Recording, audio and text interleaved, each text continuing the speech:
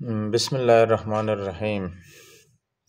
आज मैं कुछ तारीख़ी हक़ाइक़ के हवाले से वीडियो बनाने लगा हूँ। मेरे चंद दोस्तों के इसरार पे और कुछ मेरे व्यूवर्स जिन्होंने बार बार रिक्वेस्ट कर रहे थे कि तारीख़ी हवाले से कुछ एक वीडियो बना लें, तो बाहैसियत तारीख़ी तालिब इल्म, तारीख़ के तालिब इल्म मैं एक वीडियो बनाने लगा हूँ ताबूत सकीना के बारे में।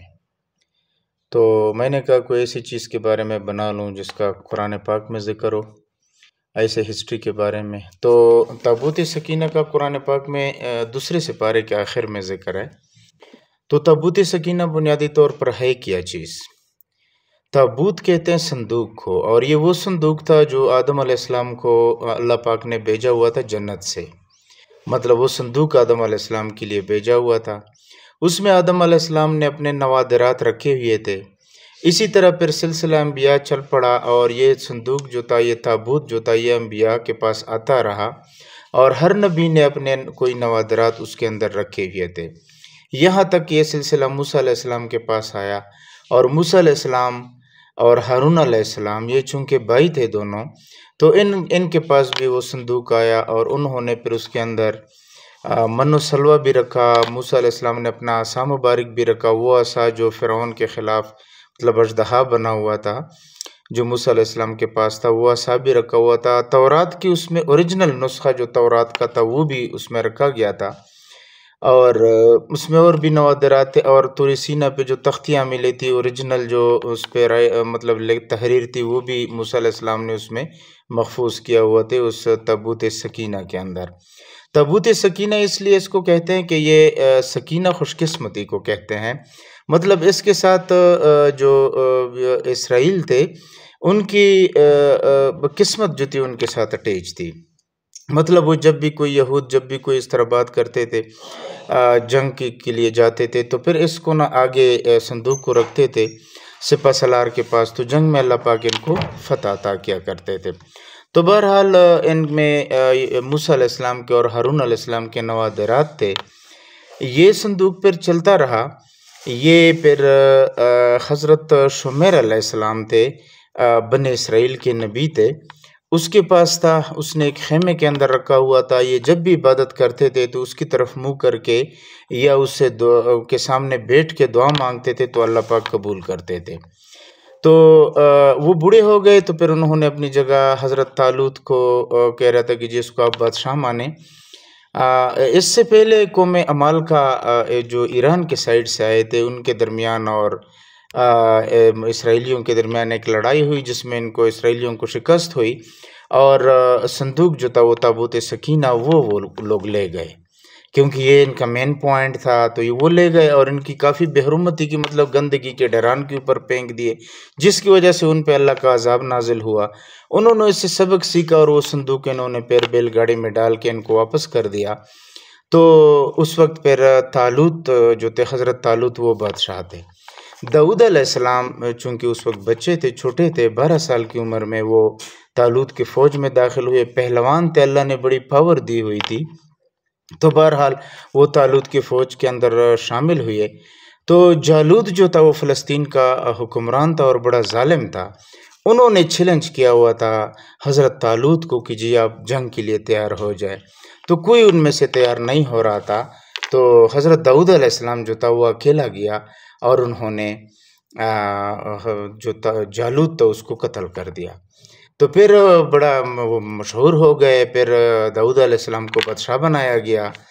दाऊद अलैहिस्सलाम ने भी मतलब अपने लिए बड़ा महल बनाया और तो ये ताबूत सकीना जो था वो उन्होंने एक खेमे के अंदर उसी तरह एज इट इज़ रखा हुआ था।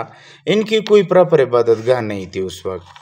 फिर दाऊद अलैहिस्सलाम ने सोचा कि प्रॉपर इबादतगाह बना ली जाए, तो उसने हैकल सुलेमानी जिसे आजकल कहते हैं, जिसके अंदर ताबूत सकीना रख दिया गया था, वो हैकल सुलेमानी का काम इन्होंने शुरू किया। मतलब एक बहुत बड़े बिल्डिंग उन्होंने शुरू की कि जी प्रॉपर इबादतगाह होनी चाहिए और इबादत करने के लिए प्रॉपर जगह जिसमें ताबूत सकीना रख दिया जाए और उसमें इबादत की जाए। तो दाऊद अलैहिस्सलाम ने इसकी बुनियाद रखी और दाऊद अलैहिस्सलाम ने इस पर काम शुरू किया, लेकिन दाऊद अलैहिस्सलाम अपनी ज़िंदगी में इस काम को पूरा न कर सका। फिर वो सुलेमान अलैहिस्सलाम जो कि एक तारीख के मुताबिक 980 से स्टार्ट है, 980 कबल अज़ मसीह, और एक जगह 986 भी लिखा हुआ है। बहरहाल 980 से लेकर 930 तक ये थोड़ा सा सोर्स ऑथेंटिक है बिब्लिकल हिस्ट्री के मुताबिक। तो 986 से 930 तक सुलेमान अलैहिस्सलाम की हुकूमत थी। तो सुलेमान अलैहिस्सलाम ने मज़ीद उसके ऊपर 7 साल काम किया, और वो हैकल जो था जिन्नात की मदद से, और वो हैकल जो था वो इन्होंने तामीर कर लिया, मुकम्मल कर लिया। उसके अंदर ताबूत सकीना को रख दिया गया। हैकल सुलेमानी के उन्होंने पोर्शन बनाए सुलेमान अलैहिस्सलाम ने। सबसे आगे वाला जो पोर्शन था उसमें सिर्फ उलमा इबादत कर सकते थे, और उसमें ताबूत सकीना रख दिया गया था। दूसरे हिस्से में उमरा इबादत कर सकते थे, जो हुकूमत के साथ अटैच लोग थे। तीसरे हिस्से में जो थे वो आम लोग हुकूमत वो इबादत कर सकते थे। तो इस तरह 3 पोर्शनों में ये इबादत गाह बना ली गई, और इस तरह उसमें ताबूत सकीना रख दिया गया।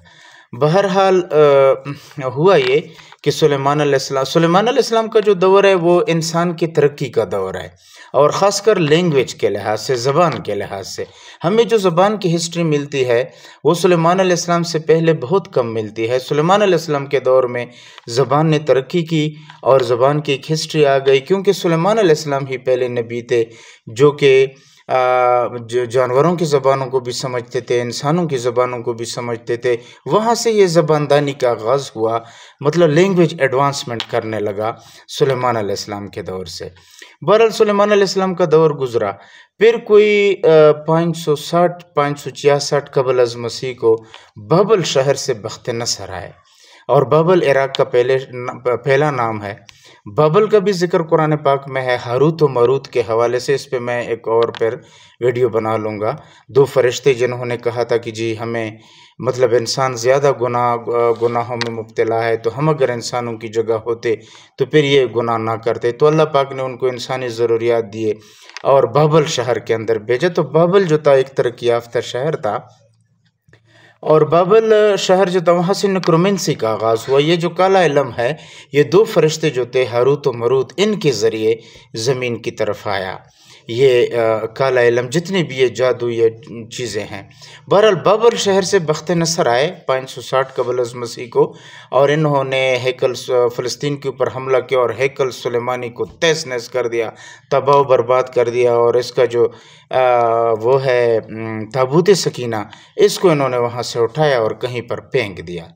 इसके बाद ताबूत सकीना का कोई अता पता नहीं चला, किसी को भी ताबूत सकीना नहीं मिला।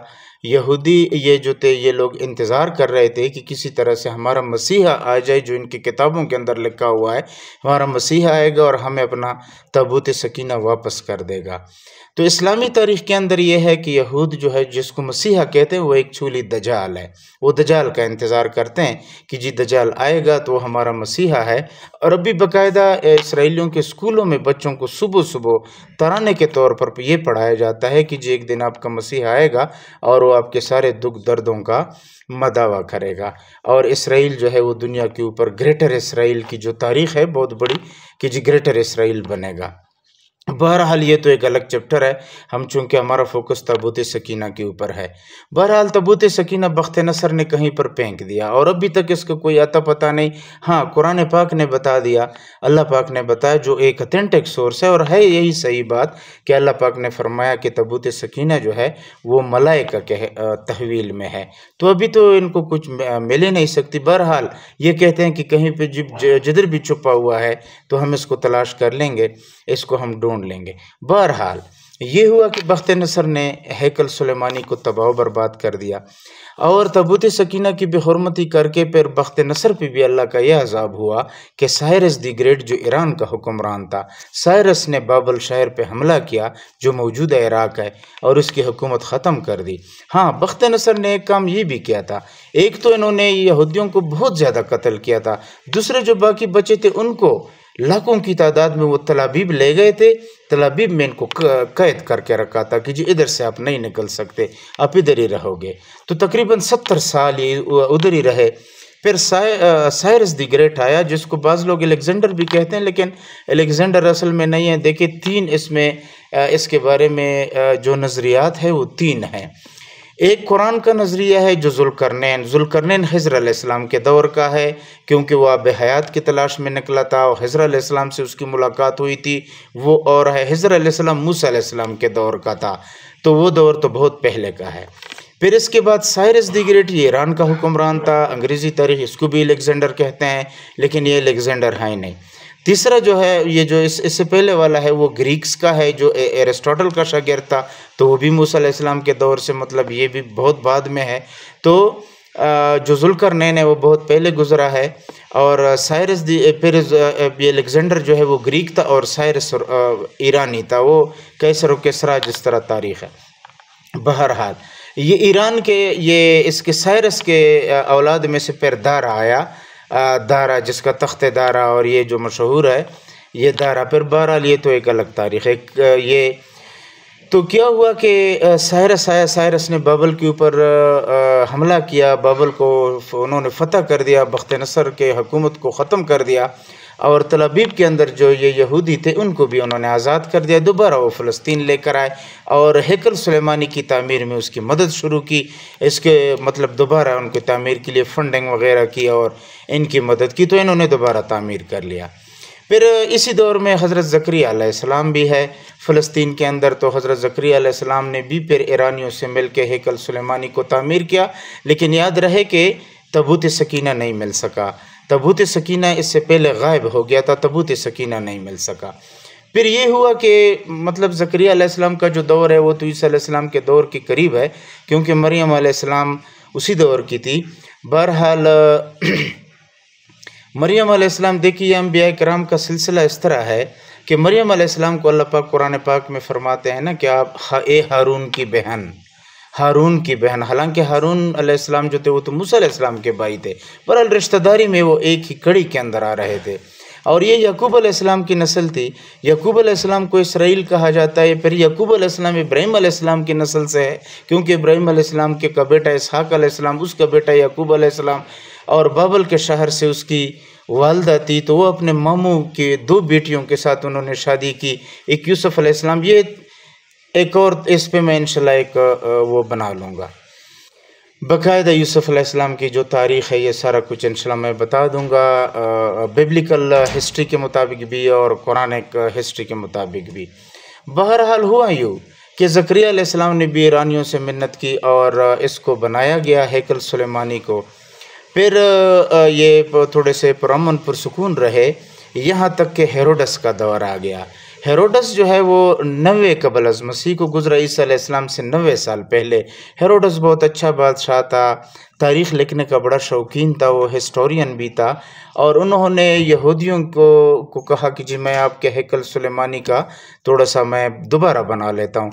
यहूदियों ने इस डर की वजह से इजाज़त नहीं दी कि अगर ये गिरा देगा तो दोबारा बनेगा नहीं। लेकिन उन्होंने इस तरह किया कि एक जगह इन्होंने गिराया, फिर उन्होंने उसको तामीर करके फिर आगे